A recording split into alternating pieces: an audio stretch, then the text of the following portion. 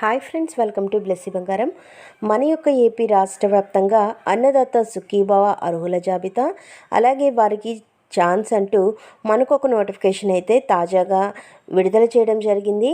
So AP CM Nara Chandrababu Naidu గారు తాజా నిర్ణయంతో ఈ యొక్క ప్రకటన విడుదల చేసినట్లుగా తెలుస్తోంది. అయితే ఈ పథకానికి సంబంధించినటువంటి పూర్తి సమాచారం నేను మీకు తెలియజేస్తాను. మన ఛానల్ని మొదటిసారి చూస్తున్నట్లయితే ప్లీజ్ సబ్స్క్రైబ్ అవర్ ఛానల్. పక్కనే ఉన్న బెల్ ఐకాన్ని ట్యాప్ చేయండి, ఆల్ అనే ఆప్షన్ని యాక్టివేట్ చేసుకోండి. ప్లీజ్ ఫ్రెండ్స్ లైక్ చేయండి.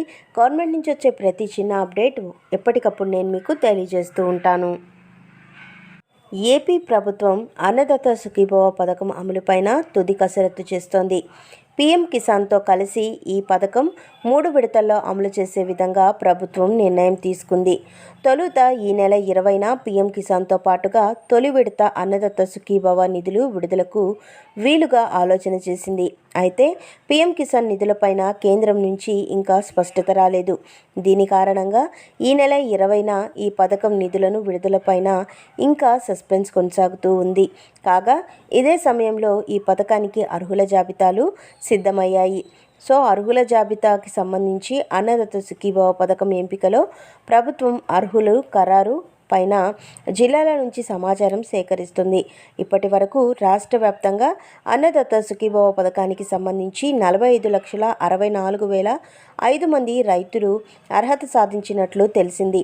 వారిలో 44,30,149 మంది రైతులు ఈకేవైసీ పూర్తి కాగా 1,20,148 మందికి సంబంధించి ఈకేవైసీ పెండింగ్ ఉంది. చివరిసారిగా 2024 జనవరిలో 53.58 లక్షల మంది రైతుల ఖాతాల్లో సొమ్ము జమ చేసింది. దీంతో పోలిస్తే ప్రస్తుతం 7.49 లక్షల మంది తగ్గినట్లుగా తెలుస్తోంది. సాంకేతిక సమస్యలు, రెవెన్యూ చిక్కులు ఎదురవడంతో లక్షలాది మంది రైతుల వివరాలు పెండింగ్లో పెట్టినట్టు సమాచారం. ఇక గత వైసీపీ ప్రభుత్వంలో చేపట్టిన భూ సమగ్ర సర్వే సందర్భంగా అనేక భూ సమస్యలు తలెత్తాయి. అవి ఇప్పటికీ అపరిష్కృతంగానే ఉండడంతో అన్నదాత సుఖీభవకు దరఖాస్తు చేసుకునేందుకు ఆటంకంగా మారింది. ప్రధానంగా జాయింట్ ఎల్పిఎం, ల్యాండ్ పార్సెల్ మ్యాప్లు ఆధారంగా ఆధార్ అనుసంధానంలో తప్పిదాలు, మ్యూటేషన్లు, మరణించిన వారి పేర్లు, భూమి ఉండడం వంటి సమస్యలను కారణంగా చూపిస్తూ నిరాకరించినట్లు తెలుస్తోంది. ఒకే రైతు పేరుతో అధిక విస్తీర్ణంలో భూమి చూపించడం, వెబ్సైట్లో ఒకరి సర్వే నంబర్లో వేరొకరి భూమి నమోదు కావడం తదితర సమస్యలతో ముడిపడి ఉన్న రైతులకు ఫిర్యాదులను పరిష్కరించాల్సి ఉంది. సుమారు 2 నెలల పాటు లబ్ధిదారుల ఎంపికపై ప్రభుత్వం కసరత్తు సాగించింది. సో ఇక వ్యవసాయ కమిషనరేట్ నుంచి వచ్చిన వెబ్లాండ్ డేటా ఆధారంగా అధికారులకు రైతులకు సంబంధించిన రికార్డులను పరిశీలించారు. తొలుత వ్యవసాయ అసిస్టెంట్లు, మండల వ్యవసాయ శాఖ అధికారులు పరిశీలించి తమ పరిధిలోని అంశాల మేరకు అప్రూవల్ తెలిపారు. రెన్యువల్ శాఖకు సంబంధించిన అంశాలను తహసీల్దార్ల లాగిన్కు పంపారు. తహసీల్దార్లకు పంపిన పెండింగ్ రికార్డులు మినహాయించి ప్రభుత్వం అప్రూవల్ అయిన మేరకు జాబితాను ఖరారు చేసినట్లుగా తెలుస్తోంది. గత ప్రభుత్వం పట్టా ఆర్ఓఎఫ్ఆర్ సాగుదారులకు రైతు భరోసా వర్తింపజేసిన అన్నదాత సుఖీభవకు వారిని ప్రభుత్వం అనర్హులుగా గుర్తిస్తుందా లేదా అంటే అర్హులుగా గుర్తిస్తుందా లేదా అనేది స్పష్టత అయితే రావాల్సి ఉంది. వెబ్సైట్లో ఆ రైతుల భూములను ప్రభుత్వ భూములుగా చూపించడంతో అధికారులు వారిని పరిగణించటం లేదని సమాచారం. దీంతో లక్షలాది మంది రైతులు సాయానికి దూరమయ్యే ప్రమాదం ఉందని, వీరితో పాటు కౌలు రైతుల విషయంలోనూ ప్రభుత్వం ఏం చేయబోతుందనే దానిపై ఇప్పుడు రైతులు ఆసక్తిగా అయితే ఎదురు చూస్తున్నారు.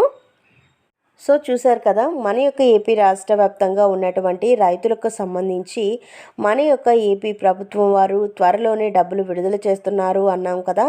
అయితే మనకు చూసుకున్నట్లయితే కనుక దాదాపుగా జూన్ 20వ తారీఖున విడుదల చేస్తామని చెప్పారు. కానీ దీనిపై అధికారికంగా ఎలాంటి ప్రకటన కూడా లేదు.